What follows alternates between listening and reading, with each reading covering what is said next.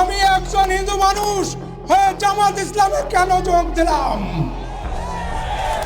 এই দেশে একমাত্র হিন্দু মুসলমান সবাই এই জামাত ইসলামের কাছে সুরক্ষা থাকবে। এবার ইসলামী দল জামাত বাংলাদেশে প্রথমবারের মতো হিন্দু প্রার্থী ঘোষণা করে আলোচনার জন্ম দিয়েছে। আর সেই প্রার্থী কৃষ্ণ নন্দীর সম্পৃক্ততা পাওয়া গেছে আওয়ামী লীগের সঙ্গেও।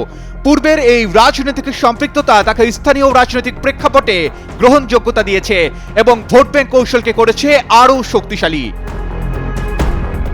খুলনা এক আসনটি হিন্দু অধ্যুষিত এলাকা হওয়ায় সংখ্যালঘু ভোট টানতে কৃষ্ণ নন্দীর মতো একটি পরিচিত স্থানীয় চরিত্রকে বেছে নেওয়া দলীয় কৌশলের অংশ। সব মশার বিরুদ্ধে সুরক্ষা দিতে এলো বসুন্ধরা এক্সট্রিম অ্যারোসল, মশার বিরুদ্ধে এক্সট্রিম সুরক্ষা। এছাড়া হিন্দু সম্প্রদায় থেকে প্রার্থী দেওয়ার মাধ্যমে জামাত তাদের দীর্ঘদিনের একমাত্র মুসলিম কেন্দ্রিক ইমেজকে বদলে সমন্বয় ও অন্তর্ভুক্তি বার্তা তুলে ধরতে চাইছে। এখন কৃষ্ণ নন্দীকে নিয়ে আগ্রহ তৈরি হয়েছে কে তিনি। ত্রয়োদশ জাতীয় সংসদ নির্বাচনে খুলনার ধর্মীয় সংখ্যালঘু অধ্যুষিত একটি আসনে হিন্দু ধর্মের প্রার্থী করার বিষয়ে আলোচনা ছিল। সেখান থেকেই ব্যবসায়ী কৃষ্ণ নন্দীর নাম চর্চায় আসে। কৃষ্ণ নন্দীর প্রার্থী হওয়ার বিষয়টি খুলনার ডুমুরিয়া, দাকপ ও বাটিয়াঘাটা এই ৩ উপজেলায় রাজনৈতিক মহল ও হিন্দু সম্প্রদায়ের মধ্যে আলোচনার জন্ম দিয়েছে। কৃষ্ণ নন্দী স্থানীয়ভাবে বেশ পরিচিত। পেশায় ব্যবসায়ী এবং আগে আওয়ামী লীগের সংযুক্ত থাকায় বিভিন্ন গোষ্ঠী ও রাজনৈতিক মতের মানুষের কাছে তার কিছু গ্রহণযোগ্যতা রয়েছে।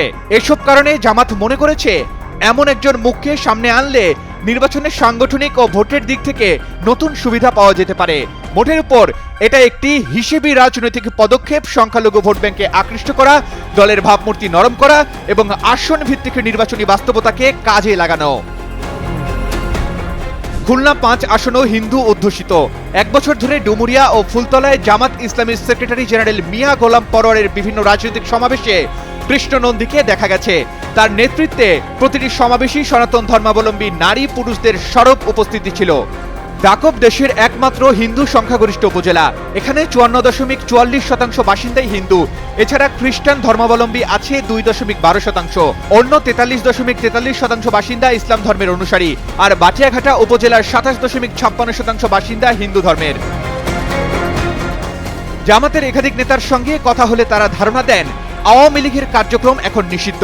এ কারণে দলটির ঘাঁটিতে জয়ের সম্ভাবনা তৈরি করতে হিন্দু ধর্মের একজন প্রার্থী ঘোষণা করতে চায় জামাত।